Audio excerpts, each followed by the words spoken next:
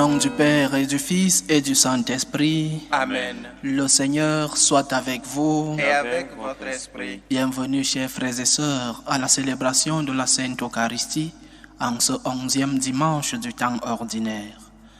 Préparons-nous à célébrer dignement ces mystères en reconnaissant que nous avons péché.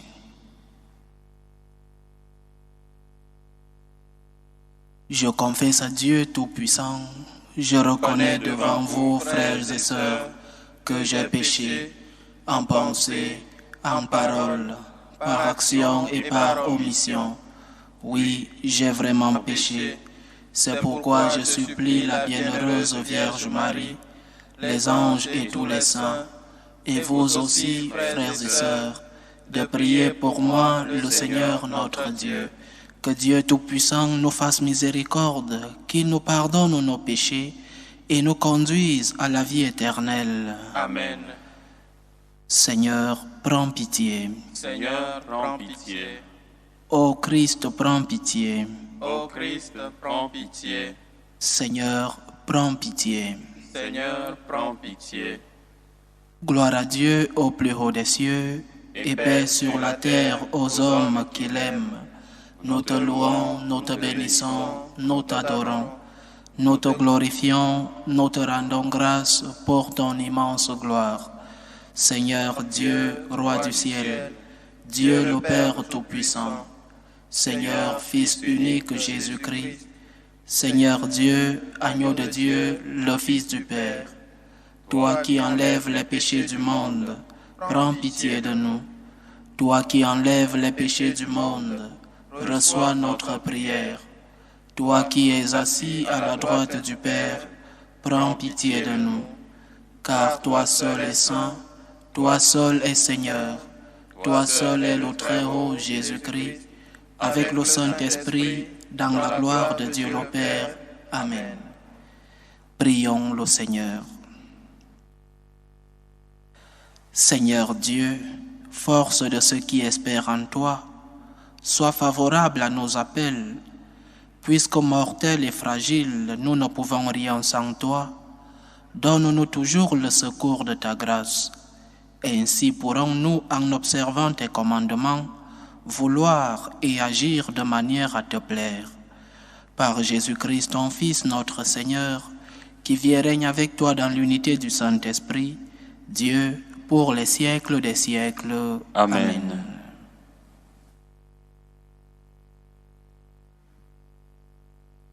Lecture du livre de l'Exode. En ces jours-là, les fils d'Israël arrivèrent dans le désert du Sinaï et ils y établirent leur camp juste en face de la montagne. Moïse monta vers Dieu. Le Seigneur l'appela du haut de la montagne. Tu diras à la maison de Jacob et tu annonceras aux fils d'Israël. Vous avez vu ce que j'ai fait à l'Égypte, comment je vous ai porté comme sur les ailes d'un aigle et vous ai amené jusqu'à moi. Maintenant donc, si vous écoutez ma voix et gardez mon alliance, vous serez mon domaine particulier parmi tous les peuples, car toute la terre m'appartient. Mais vous serez pour moi un royaume de prêtres, une nation sainte. Parole du Seigneur. Nous rendons grâce à Dieu. Il nous a fait et nous sommes à lui, nous, son peuple, son troupeau. Il nous a fait et nous sommes à lui, nous, son peuple, son troupeau. Acclamez le Seigneur, terre entière. Servez le Seigneur dans l'allégresse. Venez à lui avec des chants de joie. Il nous a fait et nous sommes à lui, nous, son peuple, son troupeau. Reconnaissez que le Seigneur est Dieu. Il nous a fait et nous sommes à lui, nous, son peuple, son troupeau. Il nous a fait et nous sommes à lui, nous, son peuple, son troupeau. Oui, le Seigneur est bon, éternel est son amour. Sa fidélité demeure d'âge en âge. Il nous a fait et nous sommes à lui, nous son peuple, son troupeau. Deuxième lecture. Lecture de la lettre de Saint Paul, apôtre aux Romains. Frères, alors que nous n'étions encore capables de rien, le Christ, au temps fixé par Dieu, est mort pour les impies que nous étions. Accepter de mourir pour un homme juste, c'est déjà difficile. Peut-être quelqu'un s'exposerait-il à mourir pour un homme de bien. Or, la preuve que Dieu nous aime, c'est que le Christ est mort pour nous, alors que nous n'étions encore pécheurs. À plus forte raison, maintenant que le sang du Christ nous a fait devenir des justes, serons-nous sauvés par lui de la colère de Dieu. En effet, si nous avons été réconciliés avec Dieu par la mort de son Fils, alors que nous étions ses ennemis, à plus forte raison, maintenant que nous sommes réconciliés, serons-nous sauvés en ayant part à la vie. Bien plus, nous mettons notre fierté en Dieu par notre Seigneur Jésus-Christ, par qui maintenant nous avons reçu la réconciliation. Parole du Seigneur. Nous rendons grâce à Dieu. Alléluia, Alléluia, Alléluia. Le règne de Dieu est tout proche. Convertissez-vous et croyez à l'Évangile. Alléluia, Alléluia, Alléluia.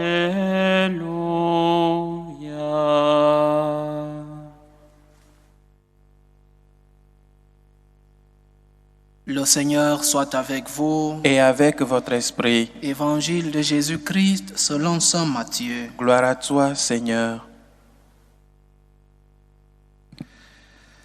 En ce temps-là, voyant les foules, Jésus fut saisi de compassion envers elles parce qu'elles étaient désemparées et abattues comme des brebis sans berger.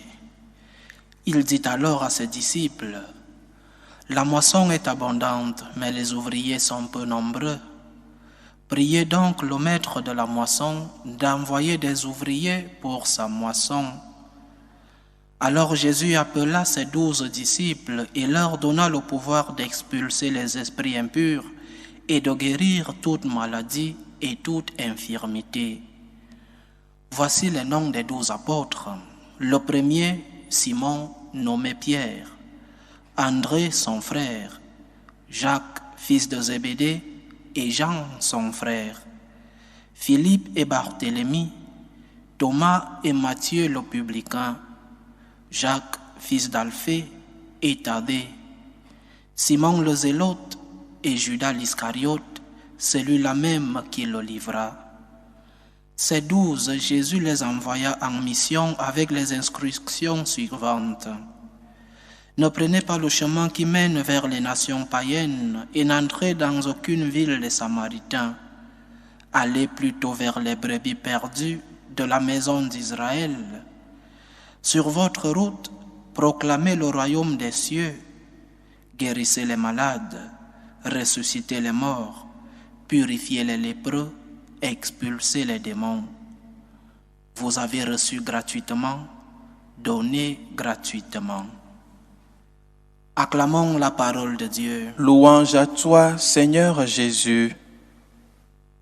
Ce fragment de l'Évangile est comme une radiographie du cœur de Jésus, ce sacré cœur, ce cœur plein d'amour que nous avons célébré vendredi passé. Et ce cœur plein d'amour continue ses effets depuis la création. L'amour de Dieu continue d'œuvrer dans le monde. Et saint Matthieu nous informe des sentiments de notre Seigneur en voyant tant de personnes qui étaient sans guide moral, sans guide spirituel. Et le Seigneur a de la peine pour cette foule. Et nous pouvons déduire que c'est précisément le même sentiment qui a favorisé l'incarnation de Jésus. Parce que son cœur était plein d'amour, parce que son cœur était plein de compassion, nous dit l'Évangile d'aujourd'hui, il a fait le premier pas en amour. Il a pris l'initiative en amour. Et la compassion est donc l'un des sentiments les plus profonds dans le cœur de Jésus. Dans ce cœur plein d'amour, il y a aussi beaucoup de compassion. Mais cette compassion n'est pas seulement sentimentale, elle est aussi opérationnelle. Elle se traduit par des actes, les actes d'amour. La compassion de notre Seigneur se traduit par des œuvres. Le Christ ne voit pas les problèmes et se contente de se lamenter, de se plaindre, de pleurer devant les problèmes. Le Christ constate qu'il y a un problème autour de lui. Il se met au travail pour résoudre ce problème. Et c'est précisément là que nous devons imiter notre Seigneur. Beaucoup d'entre nous vivons en permanence en train de nous plaindre. Tout va mal. Le monde va mal. Les guerres par-ci, les dictatures. Ma famille va mal, ma patrie, l'Église. Et nous vivons en permanence plainte. Nous nous plaignons de tout ce qui va mal. Je ne dis pas que tout va bien. Il y a des choses qui vont mal. Mais nous ne pouvons pas vivre seulement en nous plaignant. Nous ne pouvons pas vivre seulement en nous lamentant de ce qui va mal. Oui, nous constatons qu'il y a quelque chose qui va mal autour de nous. Nous constatons un fait social, un fait familier qui est négatif autour de nous. Il ne suffit pas de se plaindre. Il ne suffit pas de se lamenter. C'est vrai que nous ne pouvons pas résoudre tous les problèmes du monde, même si on nous donnait toute la volonté et tout l'argent du monde, nous ne pourrons pas résoudre tous les problèmes qui se présentent. Mais nous pouvons faire quelque chose autour de nous. Nous pouvons ajouter une goutte de bonheur autour de nous. Nous pouvons donner un grain de paix. Nous pouvons changer les choses autour de nous. Cette semaine, nous avons lu l'Évangile où le Seigneur nous demande d'être le sel de la terre, cette minorité qui donne de la saveur au monde, la lumière du monde, où nous devons briller dans l'obscurité. C'est ce que le Seigneur veut que nous soyons. Pas des éternels plaintifs où ma famille, tout le monde est mauvais, tout va mal. Lève les yeux. Tu peux changer quelque chose autour de toi, je répète. Nous ne pouvons pas résoudre tous les problèmes du monde, mais nous pouvons changer quelque chose autour de nous. Combien de gens ont besoin de nous? Combien de gens ont besoin de notre présence, de notre compagnie? Le cœur plein de compassion de Jésus doit être notre modèle. Ouvre les yeux. Regarde autour de toi. Regarde les besoins des autres. Ne sois pas un éternel plaintif où tu te plains du jour au lendemain, toujours en train de se plaindre, tout va mal, mais qu'est-ce que tu fais? Lève la tête, bouge, regarde autour de toi. Peut-être tu peux apporter quelque chose pour que les plaintes que tu poses chaque jour, que quelque chose change autour de toi. Regarde autour de toi, on a besoin de toi. Il y a des gens qui ont besoin de ta présence, de ton sourire, de ta compagnie. N'attends pas que c'est les autres qui fassent tout. Qu'ils le fassent. Pourquoi moi? Non, pose-toi la question. Pourquoi pas moi? Pourquoi pas toi? Pourquoi moi? Pourquoi c'est moi qui dois le faire? Non. Pourquoi pas toi? Pourquoi ce n'est pas toi qui peux changer le monde autour de toi? Pourquoi ce n'est pas toi qui peux changer ta famille? Pourquoi ce n'est pas toi qui peux changer ta patrie, ton église? Pourquoi moi? Pourquoi pas toi? Et si nous tous nous posons cette question, pourquoi pas moi? Alors les choses bougeront autour de nous. N'attends pas que les autres le fassent. Ou alors, n'attends pas qu'on te demande de le faire. Parce que nous avons tous les yeux pour voir les besoins des autres. Nous avons tous des yeux pour voir que ça va mal autour de nous. N'attends pas qu'on te le demande. Parce que Dieu n'a pas attendu que tu lui demandes son amour. Il a fait le premier pas. Toi aussi, à imitation de Jésus, fais le premier pas en amour. Lève les yeux vers les autres. Aime en premier. Fais le premier pas. Parce que Dieu nous a aimés en premier. Parce que le Seigneur t'a aimé avant même ton existence. Et donc, quand tu vois quelque chose qu'il faut faire, fais-le. N'attends pas que c'est l'autre qui le fasse. N'attends pas qu'on te le demande. Imite le cœur compassif de Jésus. Ce cœur brûlant d'amour, ce cœur qui nous a tant aimés.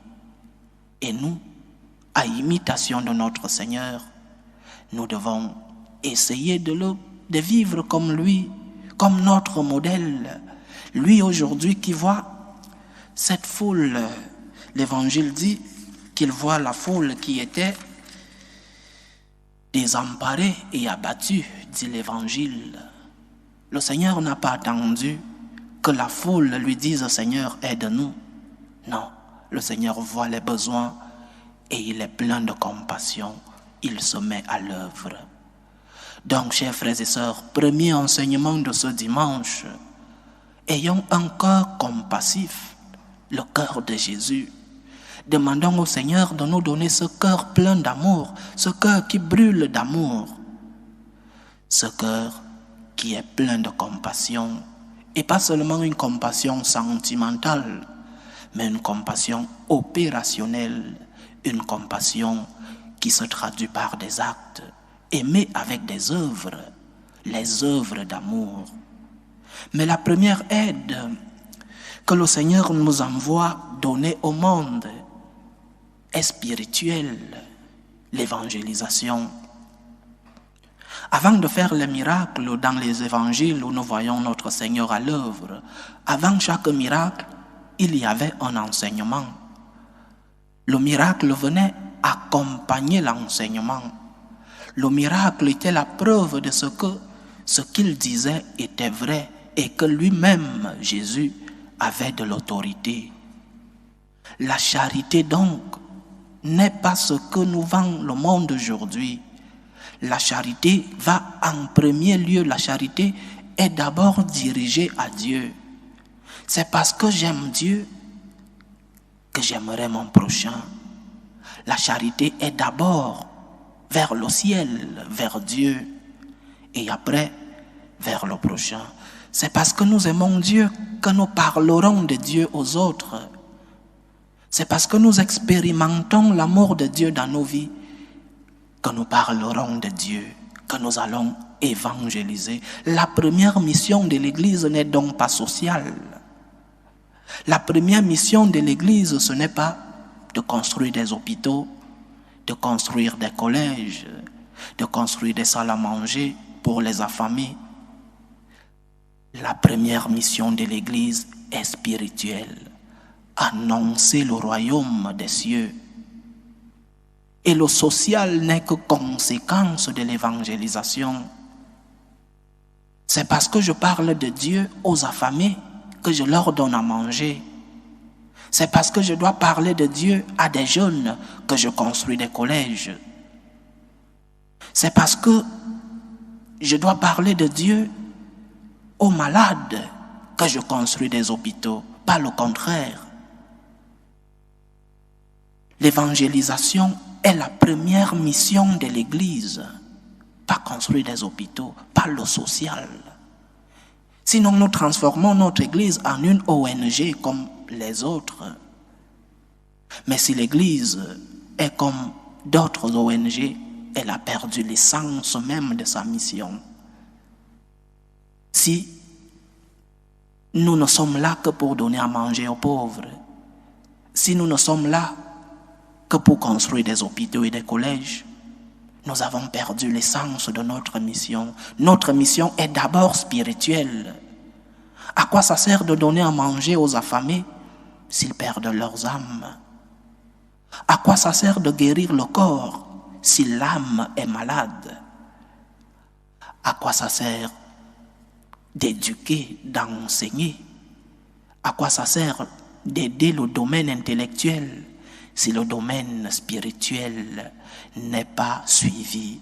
Notre mission est d'abord spirituelle. Il est donc urgent, plus que jamais, pour nous de prier pour les vocations, prier pour que les jeunes voient en ce monde un monde qui n'a plus de valeur. Prions pour les vocations, pour que les jeunes tendent leurs oreilles à l'appel du Seigneur. Le Seigneur continue d'appeler. L'appel du Seigneur est toujours là. Est-ce que nous répondons? Est-ce que nous favorisons la réponse des jeunes? Est-ce que chez toi, ton fils a cette faveur d'être un consacré? Ou alors tu te dis, mon fils, non, mon fils doit être un avocat, mon fils doit être un grand ingénieur, mon fils doit étudier toutes les langues du monde, mon fils doit être un grand médecin. Pourquoi mon fils? Je reviens sur la question. Pourquoi moi? Pourquoi mon fils? Pourquoi c'est mon fils qui doit être prêtre? Mais tu te plains de la sécheresse vocationnelle. Pourquoi c'est mon petit-fils qui doit être prêtre? Pourquoi lui? Je veux mon fils à la maison, je le veux un grand intellectuel, un grand politicien. Pourquoi mon fils? Pourquoi c'est mon fils qui doit aller s'enfermer dans un monastère? Pourquoi pas lui? Pourquoi pas lui? Pourquoi ce n'est pas ton fils qui doit être prêtre? Et nous allons à l'église, nous nous plaignons du peu de prêtres qui sont dans les paroisses. Et nous allons à l'église, nous nous plaignons que les prêtres ne reçoivent pas. Mais s'ils sont si peu et que la moisson est abondante, et que toi tu caches ton fils à la maison, ton petit-fils, pourquoi mon petit-fils? Prions pour les vocations. Favorisons les vocations. Parlons de l'appel de Dieu aux jeunes aujourd'hui, dans nos maisons d'abord. Nous sommes les premiers évangélisateurs chez nous. Et si nous ne parlons pas de Dieu aux jeunes à la maison, si nous ne prions même pas ensemble, je ne sais pas si les familles prient encore ensemble avec les enfants. Si nous ne montrons pas le chemin de Dieu aux enfants, nous ne serons pas en train de favoriser des vocations. Donc, chers frères et sœurs, en ce 11e dimanche du temps ordinaire, 2 enseignements que le Seigneur va nous transmettre. Imitons le cœur plein de compassion du Christ. Faisons le bien autour de nous sans attendre que c'est l'autre qui le fasse en premier, sans attendre qu'on te demande de le faire. Surtout, donnons d'abord de l'aide qui sauve l'âme. Sauvons les âmes d'abord, avant de chercher à sauver le corps. Prions pour les vocations. Prenons soin de ces vocations qui sont déjà là. Loué soit Jésus-Christ. À jamais. Professons tous ensemble notre foi.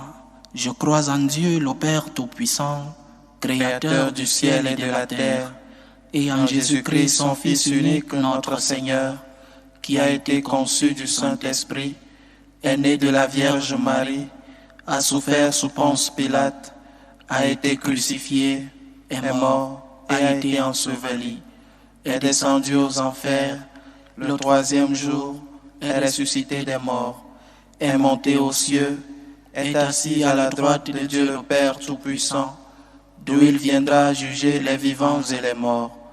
Je crois en l'Esprit Saint, à la Sainte Église catholique, à la communion des saints, à la rémission des péchés, à la résurrection de la chair et à la vie éternelle. Amen. Faisons monter nos humbles demandes vers Dieu le Père Tout-Puissant, pour la Sainte Église de Dieu, pour le pape, les évêques, les prêtres. Prions le Seigneur. Seigneur, écoute et prends pitié. Prions pour la paix dans le monde, pour que finissent les différentes tensions, les différentes guerres entre les peuples. Prions le Seigneur. Seigneur, écoute et prends pitié. Prions le Seigneur pour les vocations dans la vie religieuse et dans la vie sacerdotale, pour que le maître de la moisson puisse envoyer des ouvriers dans sa vigne. Prions le Seigneur. Seigneur, écoute et prends pitié. Pour tous ceux qui vivent des moments de détresse, surtout pour les malades, pour les familles divisées. Prions pour tous ceux-là qui nous demandent des prières, pour que le Seigneur lui-même soit leur réconfort. Prions le Seigneur. Seigneur, écoute et prends pitié. Pour nous tous ici rassemblés, pour tous ceux qui nous suivent à travers ce canal, pour toutes nos intentions de prière, demandons spécialement aujourd'hui au Seigneur de nous donner un cœur plein de compassion. Prions le Seigneur. Seigneur, écoute et prends pitié. Écoute et prends pitié, Seigneur. Reçois les supplications que ton peuple te présente avec foi, toi qui vis et règnes pour les siècles des siècles. Amen.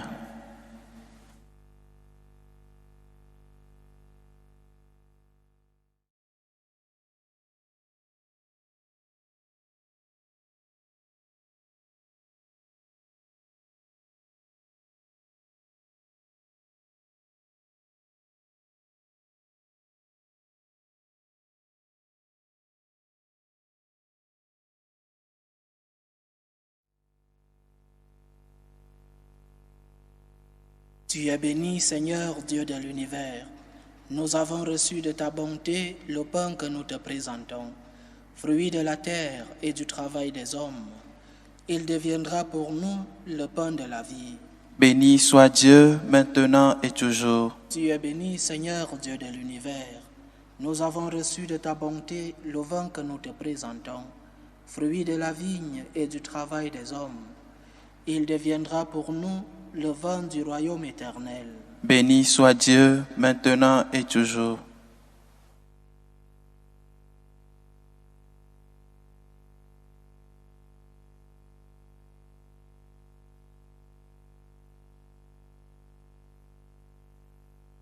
Prions ensemble, chers frères et sœurs, au moment d'offrir le sacrifice de toute l'Église. Pour la gloire de Dieu et le salut du monde. Tu as voulu que nous trouvions, Seigneur, dans les biens que nous te présentons, les nourritures de cette vie et le sacrement d'une vie nouvelle. Fais que nos corps et nos âmes puissent toujours en bénéficier. Par Jésus-Christ, ton Fils, notre Seigneur, qui vit et règne avec toi dans l'unité du Saint-Esprit, Dieu, pour les siècles des siècles. Amen. Le Seigneur soit avec vous. Et avec votre esprit. Élevons notre cœur. Nous le tournons vers le Seigneur. Rendons grâce au Seigneur notre Dieu. Cela est juste et bon. Vraiment, il est juste et bon de te rendre gloire, de t'offrir notre action de grâce toujours et en tout lieu, à toi, Père très saint, Dieu éternel et tout-puissant. Ton amour pour le monde est si grand que tu nous as envoyé un sauveur. Tu l'as voulu semblable aux hommes en toutes choses à l'exception du péché, afin d'aimer en nous ce que tu aimais en lui.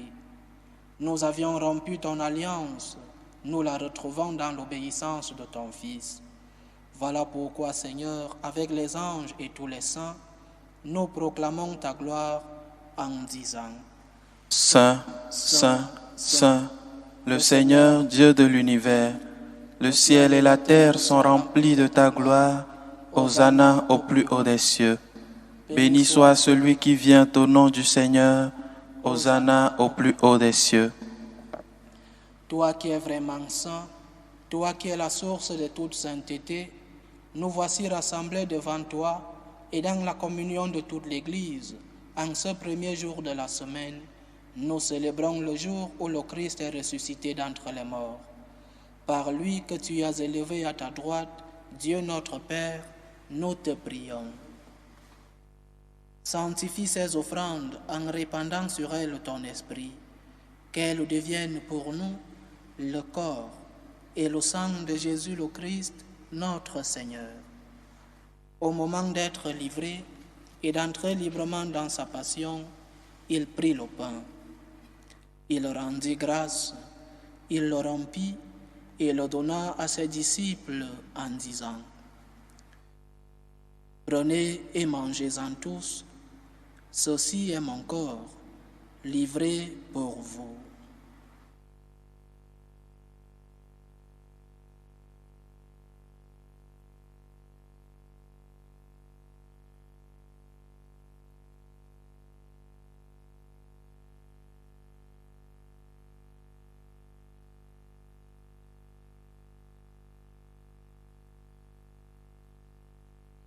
De même, après le repas, il prit la coupe.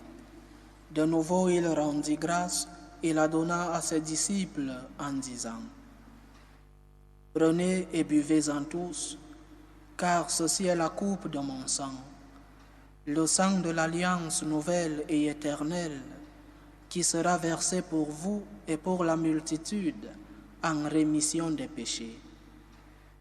Vous ferez cela en mémoire de moi.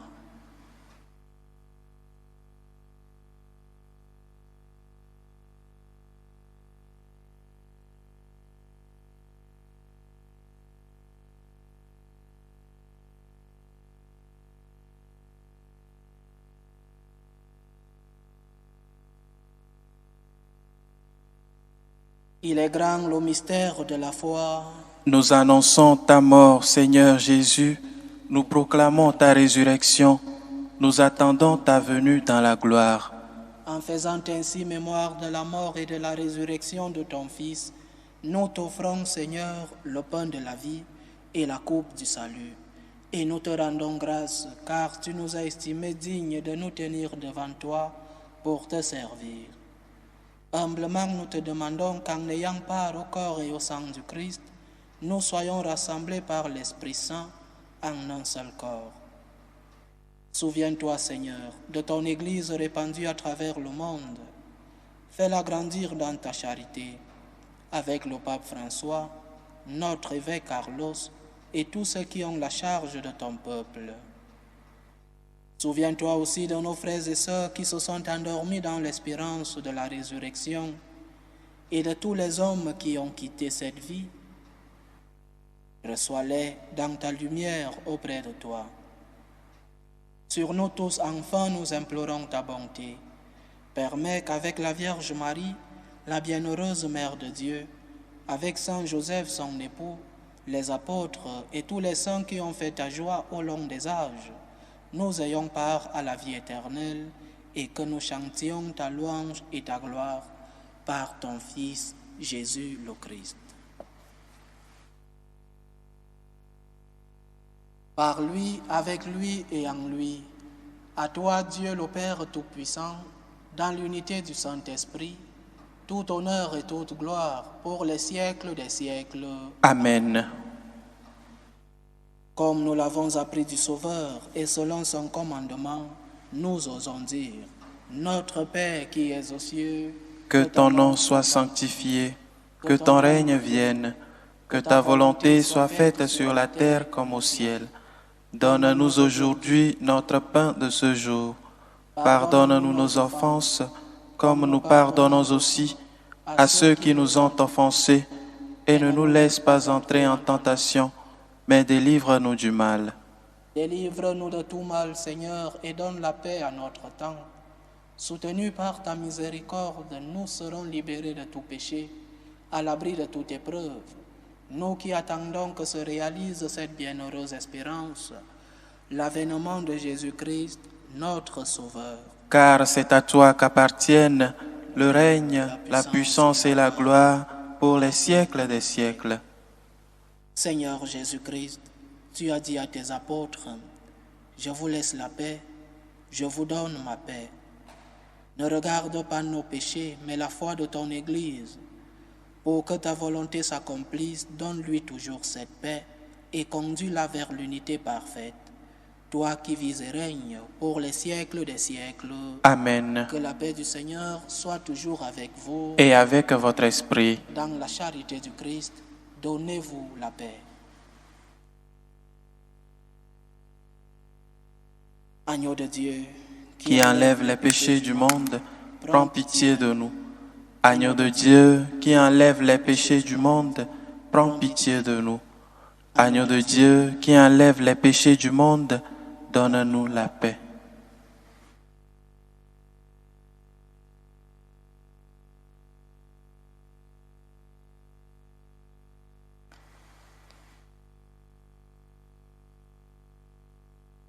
Voici l'agneau de Dieu, voici celui qui enlève les péchés du monde. Heureux les invités au repas des noces de l'agneau. Seigneur, je ne suis pas digne de te recevoir, mais dis seulement une parole et je serai guéri. Que le corps et le sang du Christ nous gardent pour la vie éternelle. Amen.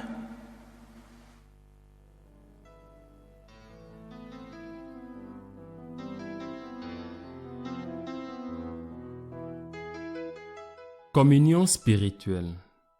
Mon Jésus, je crois en votre présence dans le très saint sacrement.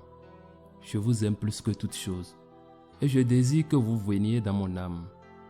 Je ne puis maintenant vous recevoir sacramentellement dans mon cœur. Venez-y au moins spirituellement.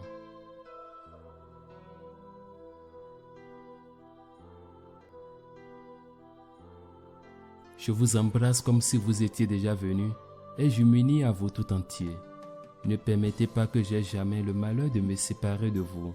Amen.